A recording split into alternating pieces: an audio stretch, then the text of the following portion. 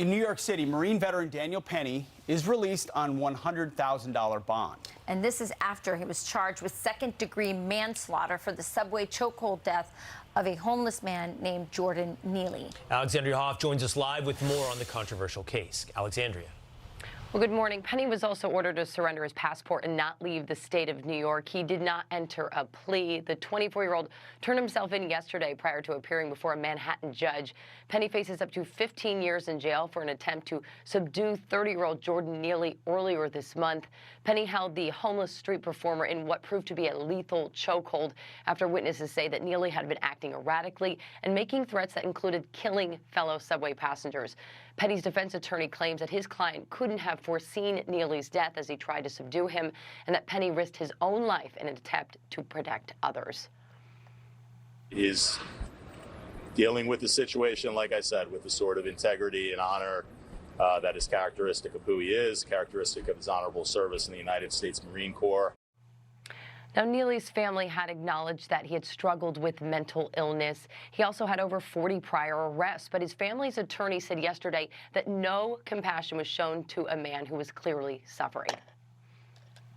No one on that train asked Jordan, what's wrong? How can I help you? So for everybody saying, I've been on the train and I've been afraid before, and I can't tell you what I would have done in that situation, I'm going to tell you. Ask how you can help. Well, Neely's family feels that Penny should have been charged with murder rather than manslaughter. Murder would mean that Penny intended to cause Neely's death. His next court date is set for July. Guys. Well, thank you, Alexandria. I have so many reactions to what we just saw. Give us an hour. For sure. Well, first of all, let me start with that attorney.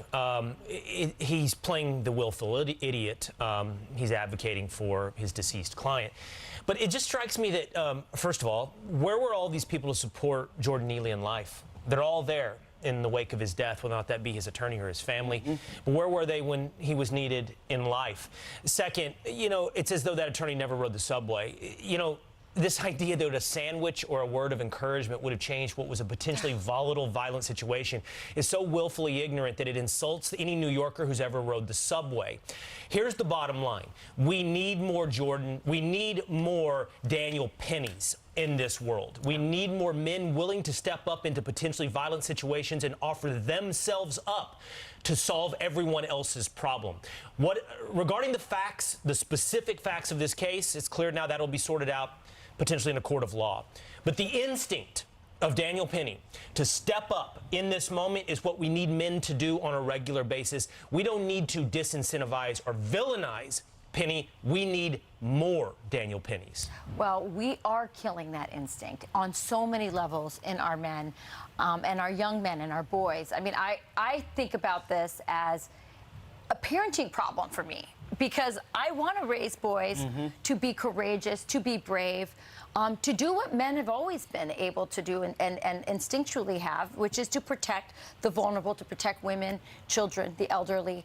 And that is what this young man did on this subway. However, now I go, do I want to tell my boys to do that, knowing that they can face 15, 20 years in prison? That is a problem. Can I just add one more thing, Pete, because I think you have so much to say, because it's so relatable to you as a veteran yourself.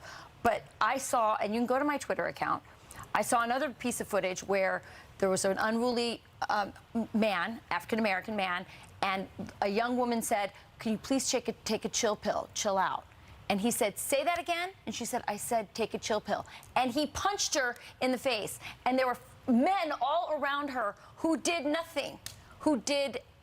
After that happened. That and AOC does not have to face those indignities when she goes to work, by the way. No, and the person who took that punch that you're talking about could have been Jordan Neely. I mean, he had over 40 priors, cold cocking people on the subways. This is the kind of guy that got violent often and quickly. And Will, when you say we need more Daniel Pennies, you're right. You know why? Because he wasn't trying to kill anybody. He was a protector. Yes. He went into a chokehold. Then, while he was still breathing, released it into a resting position because he didn't want to kill the guy. And the passengers around him are thanking him. And these are, again, New York City passengers used to lunatics on the subway, but don't want to actually be threatened in that process. The fact that he's a Marine will be used against him by the prosecution to say he's potentially violent, ticking time bomb.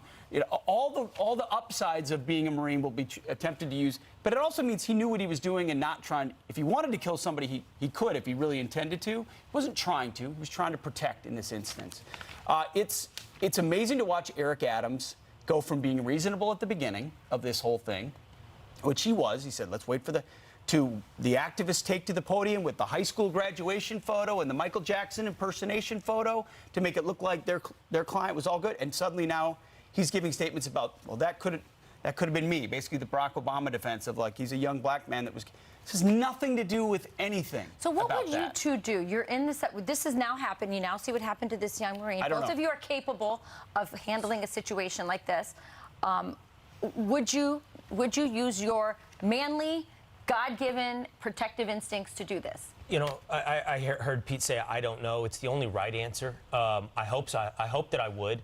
No one ever knows how they'll react in a situation like this until you're in this situation. And that's why you have to walk humbly in your critique of someone in the wake of one of these situations. And what what Daniel Penny showed is his instinct was to protect. Yeah. By the way, Pete and I are going to do this a little bit later. We're going to go in-depth off the wall on this situation at 7:40 a.m. I think part of what will come out here is how did it accelerate to physical? Why did it? Because I think my instinct would be to de-escalate first. Not worth it. Like as long as it's not imminent threat of violence to somebody else or to me. It's like I've lived in New York. you know what I mean?